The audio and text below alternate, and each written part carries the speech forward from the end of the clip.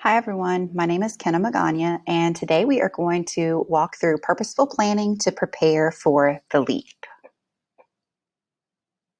So our agenda today is going to include a brief review of the assessment guide found on LDOE, an introduction to the purposeful planning tools, data-based instructional decisions, integrating LEAP practice opportunities using Tier 1, and then some additional resources that you can utilize in your classroom to help your students be more prepared for the LEAP assessments.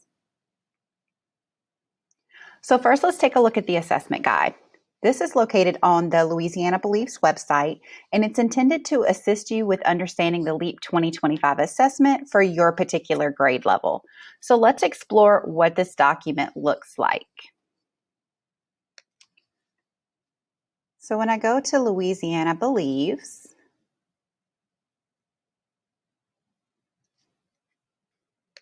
and I already have it pulled up here, we are going to go to the Classroom Support Toolbox.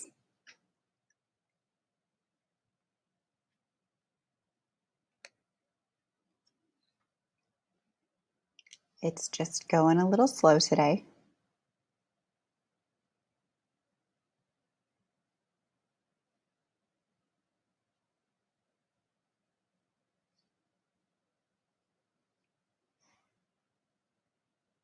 Then we'll go to our Teacher Support Toolbox.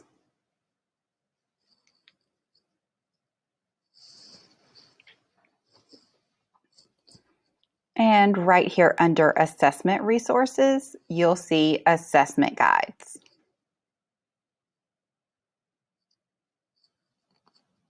They have these assessment guides for all content areas. And today we're going to take a look at the ELA assessment guides. And you can select whichever one you want.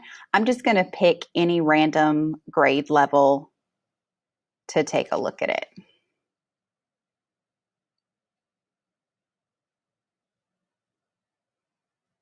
All right, so here's the assessment guide.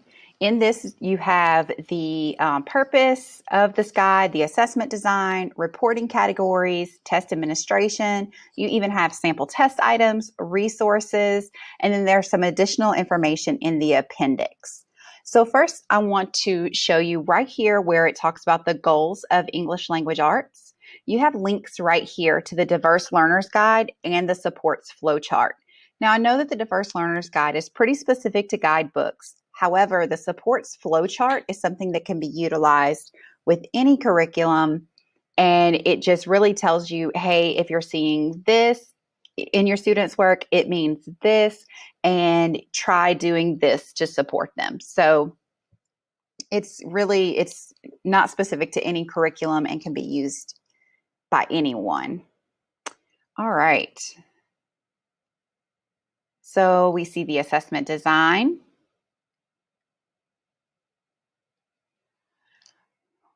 And here, this is important. We know our students are going to have the research simulation task. We know that. But then our students would have either a literary analysis task or a narrative writing task for the other writing portion of the assessment. So we know for sure they'll have research simulation, and then they'll have either literary analysis or narrative writing. So all of that information is found here in this assessment guide.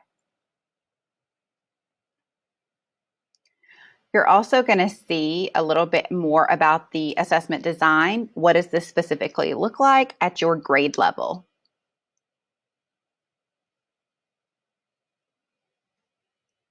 You'll see your subcategories and the subcategory descriptions, just giving you more detail about that assessment so you can help your students be as familiar as possible with the assessment.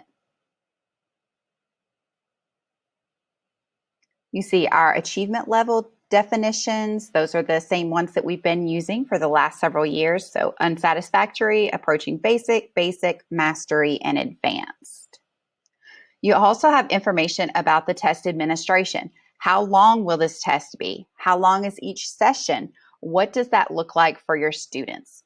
We don't want the first time our students know that they're going to have 90 minutes to complete part of the assessment. We don't want them to just find that out on assessment day. We need to make sure that we're having these conversations and we're giving our students opportunity to practice with these time limits that the assessments have. You see the schedule requirements.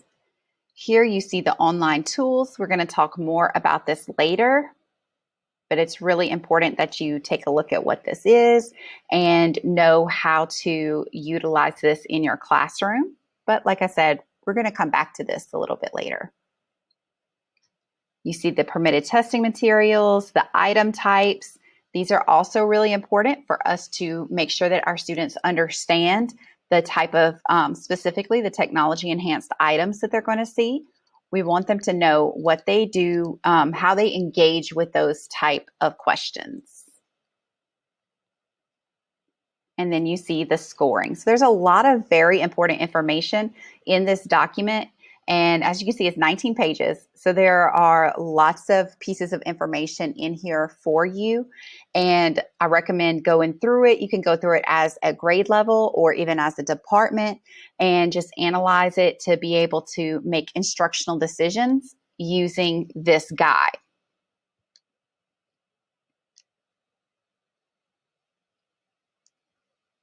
All right, so now let's talk about the purposeful planning tools.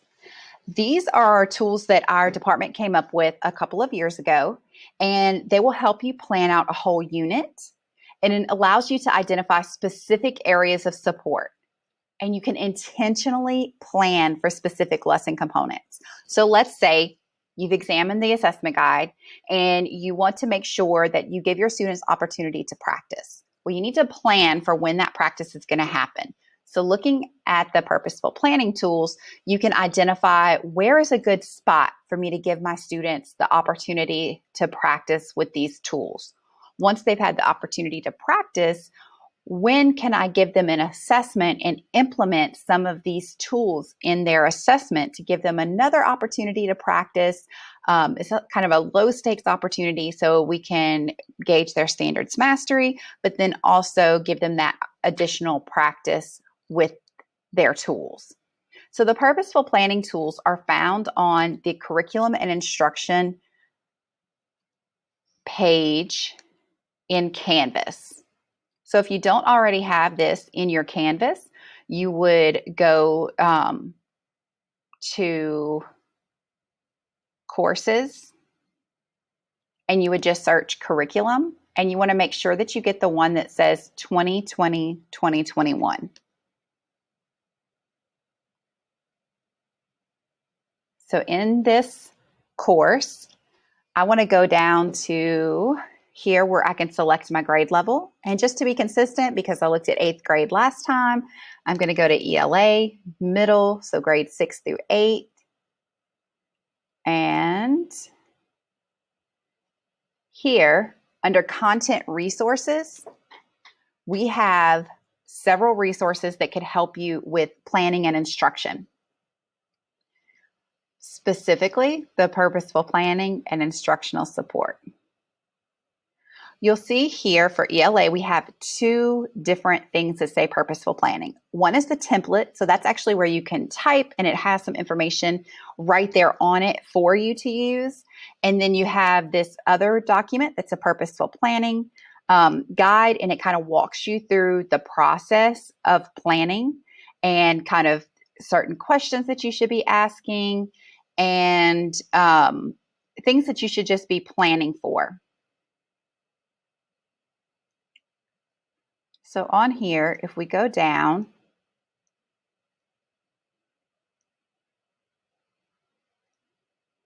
we see the different components that are within this purposeful planning tool.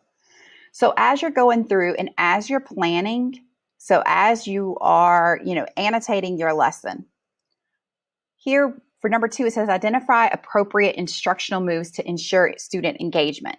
So what are you going to do to make sure that you're reaching all of your students? What are you going to do to make sure that you are reaching your students at home, your students in front of you in the classroom? Just be very intentional about planning. And then here, number 4, identify connections to past or future learning. This is a great opportunity to bring in maybe a connection from a previous unit, or even within that same unit, a previous text that they read, that maybe an idea from that text is coming back in the current learning that they're having. And then number 6, Identify supports, accommodations, modifications needed for ESS or ESL students. Now, we know that some of our students are going to need additional supports, and they might not be an ESS student. They might not be an ELL student. So that's where we need to make sure that we're identifying supports for all of our learners. And in this other document, the template,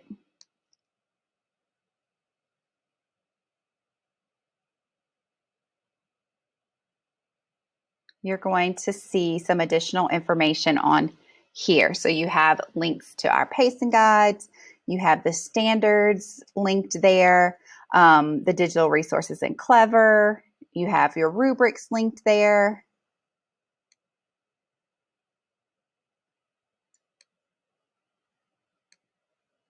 But then as we scroll down, you see these questions that are highlighted in yellow. These questions are specific for virtual learning. So here we have classroom organization to facilitate lesson. So we want you to be considering, what does this look like in a virtual or a hybrid setting?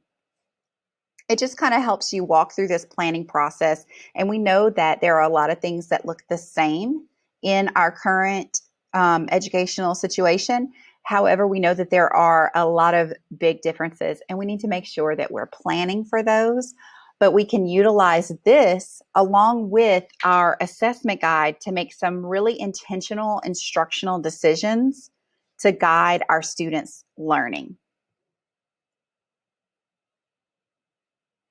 And then here, lesson closure. What will be your closure at the end of your virtual lesson?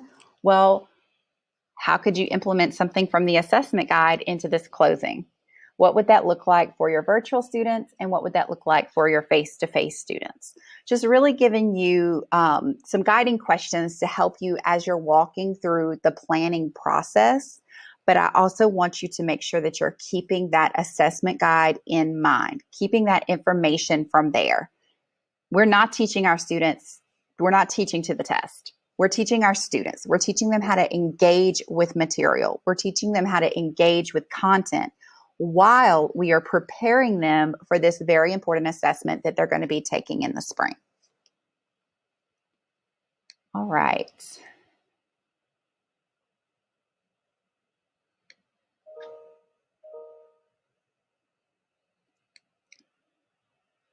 So we already talked about where we can find these purposeful planning tools. They're in that Canvas course. If you're not already in the curriculum and instruction Canvas course, you can just search curriculum and make sure that you're joining the course that says 2020-2021.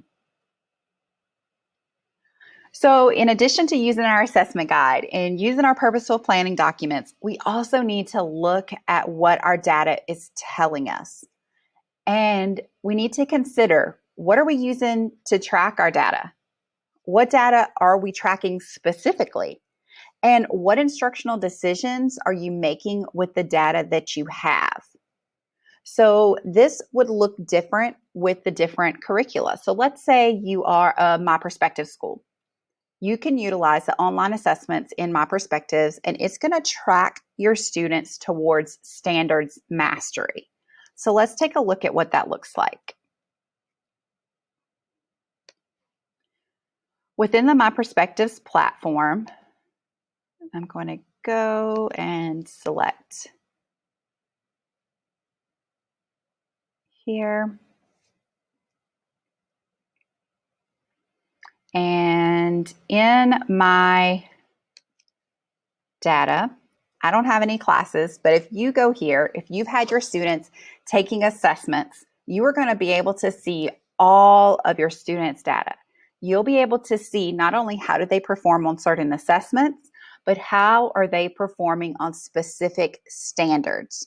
So let's say throughout the year that you've given them 8 questions for a particular standard, and you'll be able to see who's doing well. So who's in that green category, who has progressed, who is on track to meet standards mastery. Then you'll be able to see, who are my students who need a little bit more support. And then you'll also be able to tell which students are really struggling with this, and I need to provide them with some specific interventions to ensure that they are able to master these standards by the end of the school year, or at least be working towards standards mastery. Help get them back on track. So you have this platform available to you, and it's important that you utilize that to make sure that your students are prepared for what comes next.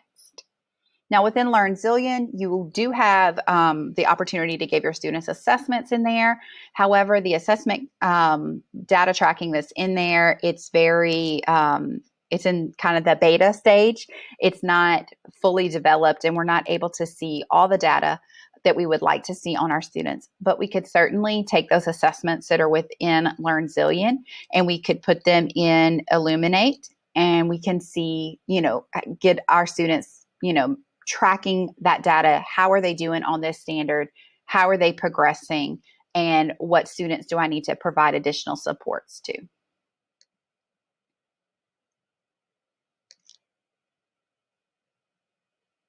So it's important that we're making instructional decisions using the information that we have, but we need to make sure we have that information. So you need to be using some sort of tracking system to track your data, not just for grades purposes, but for us to see how are our students progressing towards standards mastery. So we need to help prepare our students for what's coming next, and help them prepare to be successful on those assessments that are coming in the spring. So we can take all of these pieces that we talked about today, the assessment guide, the purposeful planning tools, using the data to plan for your instruction, and we can ask ourselves these questions. What do our students need to know? What do they need to be able to do? Where are our students now with these things? And then the most important thing, how will you support your students with getting where they need to be? So you can put all of these tools together and create a plan for how you're going to support your students. I encourage you to use those purposeful planning tools to actually write out your plan. Put specific supports, put where you're going to have practice for your students with the assessment guides, or maybe those technology enhanced items. Where are you going to utilize an assessment from your curriculum, and what is that kind of bringing to the table? And just put it all together. Use those purposeful planning tools and help prepare your students be able to be successful on that assessment in the spring, but more importantly, for that next stage in their learning. So like I said before, it's important that we give our students opportunity to practice. We don't want the first time our students see these technology-enhanced questions to be on the assessment. So let's take a look at where these kind of live in my perspectives and guidebooks. So for my perspectives, if I go back to my grade level,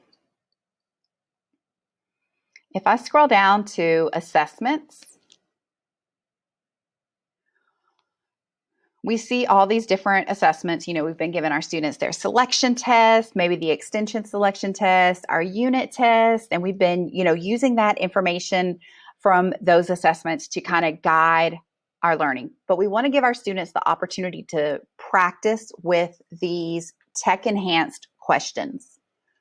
You can utilize these next generation practice tests to get your students prepared.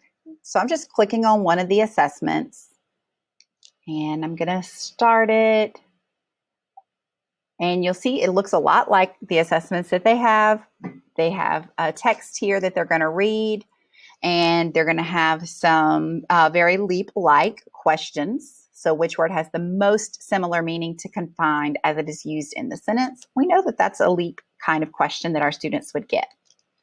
But as we continue to go through this assessment, we're going to see some Part A, Part B questions, which we know our students will have a lot of opportunities for. We also have the drag and drop. So our students have to pick a main idea from up here, and they have to drag it and drop it where it goes. Then they have to drag and drop 3 details that best support that main idea.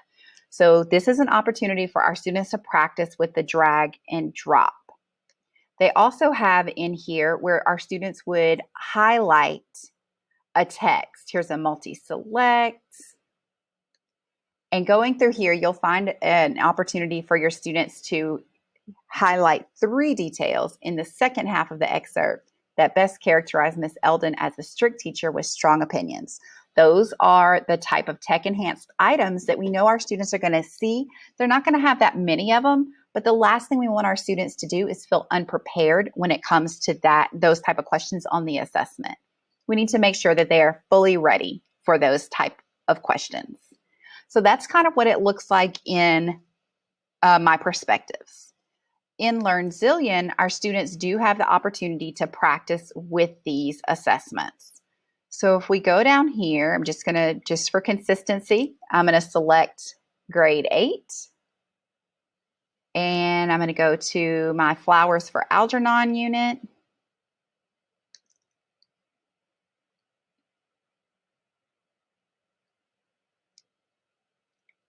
And I'll scroll down. And let's just take a look at one of these section quizzes. So here's section 1.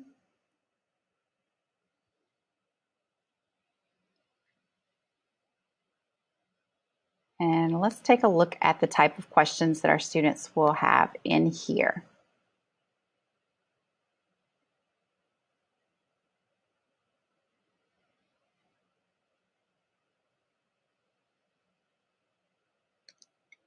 It looks like it's going slow and not wanting to load up, but we do have opportunities for our students to practice with these tech-enhanced items in here.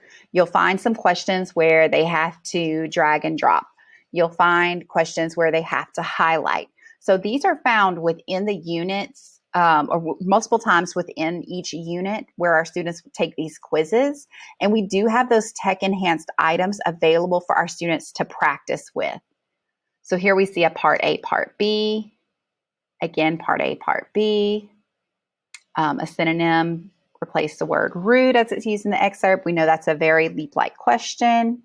Here we have where their students have to drag and drop to reorder information. So we see these opportunities in these texts within these assessments to give our students opportunity to practice with what they're going to experience in the spring come testing. So it's important that we give our students the opportunity to practice with these type of assessments. So let's talk about some additional resources we can use in our classroom. We can use Common Lit is a great resource. Number 1 is Common Lit, and number 4 is Newsella. And both of these are wonderful resources that you can use. Of course, this does not replace our Tier 1 curriculum, but this just gives our students additional opportunities to practice, especially when we're working towards standards mastery. With Common Lit, I highly encourage you to look at the text sets and identify places where you can bring in maybe some additional background knowledge to help your students with their current unit of study. And then the practice items, the LEAP practice items, are another opportunity for our students to practice with that LEAP-like format before testing. And then the online training tools. I told you we'd come back to it. So these let our students see what tools they're going to have accessible to them during testing. You do not want the first time your students to see these tools to be during testing. We don't want them spending their 90 minutes where they should be focusing on the questions and reading their passages and being very careful readers and responders. We don't want them to use that time to play with the tools that they have in front of them. So on the assessment guide, it's going to tell you, there's a link right there, and it tells you how you can give your students opportunities to practice with these things during, before testing. We don't want it to be during testing. We want it to be before. So where can they access these? What does that look like? And help them identify the tools that would best help them in this learning scenario when they're doing their assessment. So, how would the highlight tool support them? If that's something that's going to distract their time, then they shouldn't use it. But if it's a student who needs to use that tool, who that's kind of their normal practice as they're going through passages, then hey, we want them to be able to use it. the line reader. It puts that line across the page, and students can use it as a guide as they're reading a text. Some of our students need that so that way they don't miss a sentence or miss a line from a text that could, cause them to not understand what the text is saying. So giving our students the opportunity to practice with these tools before testing day is very, very important. So remember, instructional decisions should be made using your data. Planning is vital. You have to have a plan for success.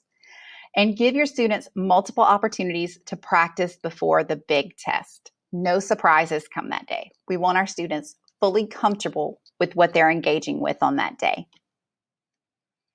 Thank you so much for joining my session. If you have any questions, please feel free to email me at kmagana@ebrschools.org. And also make sure that you respond to the questions in the Google form to ensure that you get credit for attending this session. Thank you so much. Have a great day.